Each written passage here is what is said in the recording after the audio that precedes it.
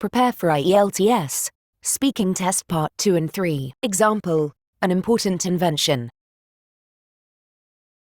Introduction. In this video, you will be presented with a recorded conversation between an IELTS examiner and candidate during an IELTS Part 2 and 3 speaking test. Please refer to our past lessons about the IELTS speaking test if you haven't already. More information about this lesson in this course can be found linked below. I would like you to talk about an important invention.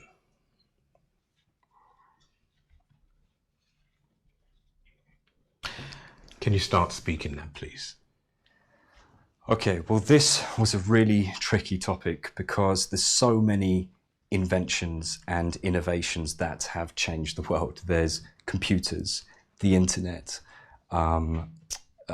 credit cards, virtual money. It was really difficult actually to choose just one of them. But in reflection, I think the biggest and most significant invention to have changed the world is social media. I mean, if you look at Facebook and Twitter and those kinds of platforms, there's no doubt that they've had a huge, profound impact on our lives. And the good thing is that with the coming of a global world, we're now able to communicate with friends and family across the world instantly. I mean, I think that's wonderful. And also just for things like birthdays, that's really handy to have as well, just to be updated with things like that. But I just wonder if, in reflection, if the disadvantages and drawbacks to social media aren't outweighing the benefits. So if you think about the number of people who have posted things online and you know, comments and photographs, and then as they get older, they suddenly regret that picture of themselves being up there. So yeah, I think there's definite disadvantages. Also, it can just be used as a platform for people to get at each other.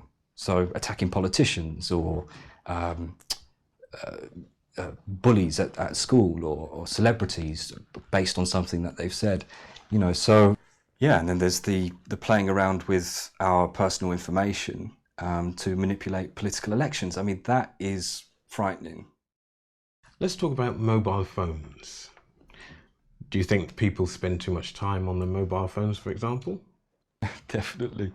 I mean, the amount of times that I've been in a restaurant and I've seen groups of people at the table not talking to each other or having conversations, and they're usually on their phones. Any other negative effects? Yes, but less seriously. So how many times have you been walking down the street, right, and then you bump into somebody because they've been checking their mobile phone? How can people limit the time they use on their gadgets? That's a difficult one to answer because just every single day there seems to be a new app that comes about for people to play with and fiddle around with. In fact, I think, right, that there should be an app that comes out that stops people and disables their phones after 2 hours of using them. I don't know. I think it takes a lot of willpower to do it yourself, but probably it starts at the home. How? I just think with parents, you know, parents have to do something to teach their kids to stop using their phones for at least part of the day. I've got friends who have got kids, and they will stop their children using their phones at bedtime, you know, when they're going up to the bedroom. And also at mealtimes, you know, they can't play with their phones at mealtime. So I think that kind of early training is important. Do you think the level of quality of communication has improved with the use of mobile phones compared to, say, 50 years ago? The quantity has increased, but I'm not sure about the quality. If you look at grandparents who, they had phones in their house, but bills were really expensive. So they wouldn't just chat on the phone. They would use their phones in an emergency or for important information and messages and that sort of thing. How is that different from now?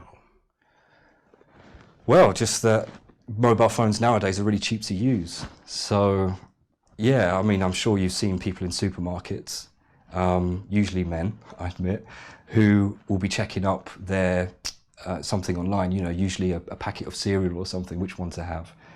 And there's the ubiquitous, I'm on the train. So the quantity of communication has improved. The quality is difficult to define. You could argue that conversation and phones have become more trivial nowadays. And in the past they were taken more seriously. But then, I don't know, who's to say, there's no harm in trivia. And the people that are watching, or listening they might think that it's trivial, but maybe not to the people who are actually talking. So, yeah, I think it's a difficult one, but I think that the jury's still out on that one. Thanks for watching. Hopefully by watching this lesson you have learned how you can effectively prepare for the IELTS speaking test and improve your communication skills overall. If you enjoyed this video, remember to follow this channel for regularly posted content. Check out the many other IELTS and academic English skills lessons and courses offered. Leave me a question or comment, or just hit the like button to support my efforts. To gain exclusive VIP access to downloadable exercises or to arrange a personal consultation, write to me or go to www.practicalenglishwithdarcy.blogspot.com for more.